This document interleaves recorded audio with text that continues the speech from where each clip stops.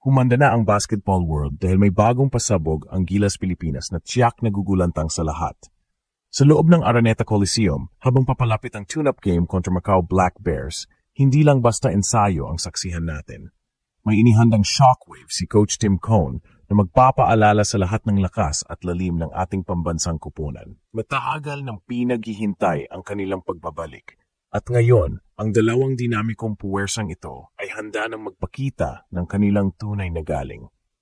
Ang mga pangalan ni na RJ Abarientos at Renz Abando ay hindi na bago sa ating pandinig, ngunit ang paraan ng kanilang pagbabalik at ang epekto nila sa Gilas ay tiyak na magpapataas ng kilay ng mga kalaban.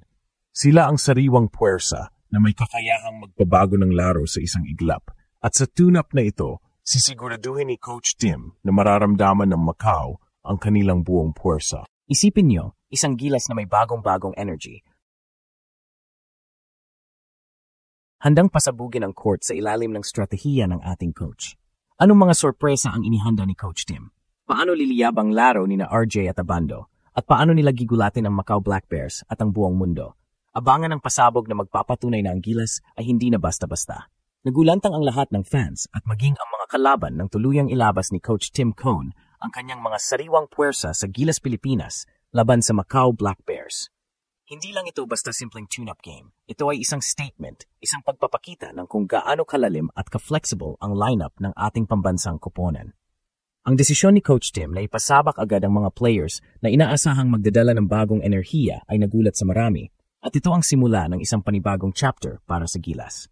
Ramdam na ramdam ang anticipation sa bawat sulok ng Araneta Coliseum dahil alam ng lahat na may bago tayong kailangang abangan. Sa gitna ng patuloy na pagpapagaling ng ilang key players at ang pagkawala ni Kai Soto sa aktibong laro, kailangan ng Gilas ng mga individual na kaya magbigay ng instant impact at magpuno ng anumang puwang. Ang pagpili kina RJ Abarientos at Renz Abando at ang pagbigay sa kanila ng tiwala ni Coach Tim para agad na bumira ay nagpakita ng kumpiyansa sa kanilang kakayahan at sa kanilang potensyal na maging game changers. Ang kanilang bilis, shooting at depensa ang magiging susi sa pagbabago ng takbo ng laro at ang kanilang presensya ay nagparamdam agad ng kakaibang spark sa kuponan. Masasabi nating, ito na ang bagong mukha ng Gilas na gustong ipakita ni Coach Tim sa mundo. Hindi lang sila basta pumasok sa lineup, sila ang pinili para magbigay ng pasabog na simula. Isang pagsubok kung gaano kabilis nilang ma-integrate ang kanilang galing sa sistema ng kuponan. Ang bawat dribble, bawat shot, at bawat depensa nila ay magiging patunay sa naging desisyon ng coaching staff. Ang shock na dala ng lineup na ito ay hindi lang para sa mga fans, kundi para na rin sa Macau Black Bears. Malamang ay nag-expect sila ng isang mas traditional na setup. Ngunit ang pagpasok ng mga players na may ganitong klase ng talent at energy ay siguradong magpapabago sa kanilang game plan. Ito ang estilo ni Coach Tim, ang laging may inihandang sorpresa, ang laging may ace up his sleeve. At sa pagkakataong ito, ang kanyang mga sariwang puwersa ang magbibigay ng unang gulilat sa kanilang kalaban. Ang tune-up game na ito ay hindi lang tungkol sa paghahanda sa Asia Cup. Ito ay tungkol sa pagpapadala ng isang malakas na mensahe sa buong mundo. Ang Gilas Pilipinas ay patuloy na nag-i-evolve, nagbabago, at laging may inihandang sorpresa na kayang gumulat sa kahit sinong kalaban. Nagulantang ang Macau Black Bears at maging ang ilang eksperto sa bagsik at bagsik ng sariwang puwersa ng Gilas, lalo na nina RJ Abarientos at Renz Abando na talagang sumabog sa Araneta. Kung inaakala ng marami na magiging simpleng tune-up lang ito, nagkamali sila. Nagpakita agad ng kanilang pambihirang galing ang dalawang ito na tila mga hinugot mula sa baul ng Coach Tim upang magbigay ng instant impact. Si RJ Abarientos, na kilala sa kanyang snappy handles at nakakagulat na 3-point shooting, ay agad nagpakitang gilas sa paggawa ng opensa. Ang kanyang kakayahang mag-create ng sariling shot at magbigay ng tamang pasa ay nagbigay ng panibagong dimensyon sa atake ng Gilas. Ang kanyang bilis at husay sa guard spot ay nagpahirap sa depensa ng Macau na tila hindi handa sa kanyang galaw.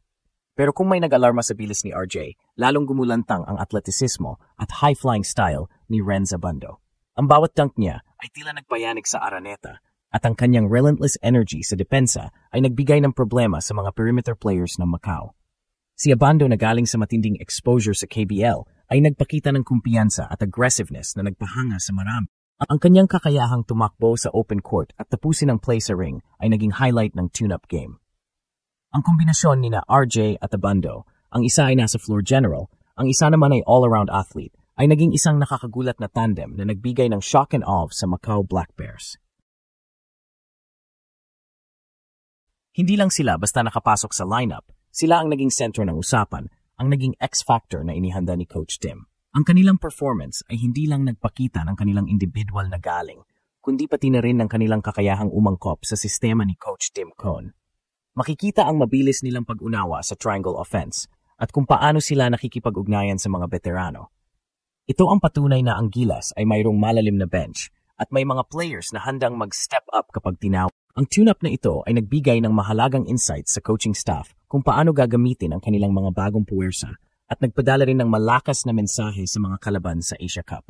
Na ang Gilas Pilipinas ay hindi dapat maliitin dahil mayroon silang mga bagong baraha na kayang gumulat sa kahit sinong makakatapat.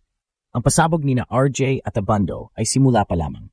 Nagulantang ang Macau Black Bears at maging ang mga nakapanood sa taktika at desisyon ni Coach Tim Cone na ilabas ang sariwang puwersa ng Gilas Pilipinas. Ang kanyang masterclass sa tune-up game na ito ay hindi lang tungkol sa pagsubok ng players. Ito ay isang malinaw na mensahe sa mundo ng basketball.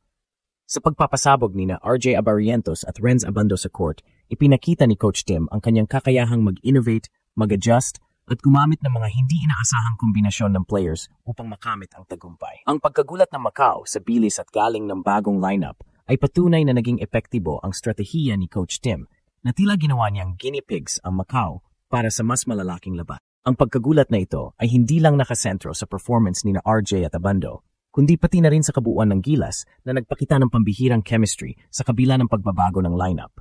Ito ang nagpapakita ng kalidad ng coaching staff at ng dedication ng bawat player na sumunod sa sistema.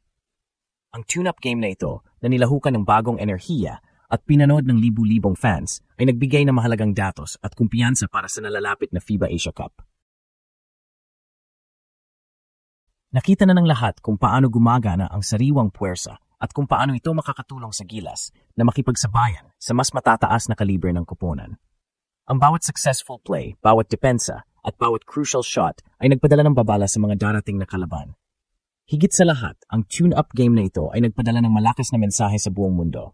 Ang Gilas Pilipinas ay hindi nakadepende sa ilang pangalan. Kahit may mga hamon sa injury, at kahit hindi pa makakalaro ang mga higanteng tulad ni Kai Soto, mayroon silang malalim na pool ng talento na handang gumulantang sa kahit sinong makakatapat.